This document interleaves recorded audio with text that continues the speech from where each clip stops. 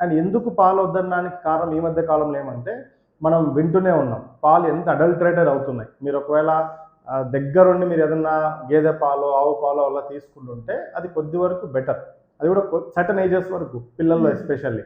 అదే బయట ప్యాకెట్ పాలు అది మీరు ఏ ప్యాకెట్ అన్నా కావచ్చు, అది ఏ బ్రాండ్ అన్నా కావచ్చు, డజంట్ మ్యాటర్. అండ్ అది కాకుండా మనం బయట నుంచి లూజ్గా తీసుకునే పాలు ఎక్కడ పడితే అక్కడ తీసుకునే పాలు అవి దేంతో చేస్తారో కూడా ఇప్పుడు మనం కనుక్కోలేని పరిస్థితి ఉంది. సో కాబట్టి ఒక ఏజ్ తర్వాత మీ రీజన్ ఒకవేళ ప్రోటీన్ కోసం కాల్షియం కోసం అయితే పాలు కాకుండా చాలా సోర్సెస్ ఉన్నాయని చెప్తాము. పాలు తాగితే విషం, పాలు తాగొద్దు అదే మాట.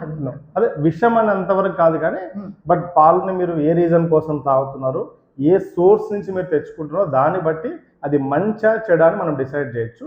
కంప్లీట్లీ పాలు బ్యాడ్ అని తీసేయని నేను చెప్పాను. అదే మళ్ళీ పాల తర్వాత వచ్చే ప్రోడక్ట్ ఏదైతే ఉంటుందో పెరుగు కావచ్చు, మజ్జిగ కావచ్చు, నెయ్యి కావచ్చు, వెన్నె కావచ్చు, ఇవన్నీ అబ్సల్యూట్లీ వాడమని చెప్తా, ఇర్రెస్పెక్టివ్ ఆఫ్ ద ఏజ్, పిల్లలైనా పెద్దలైనా.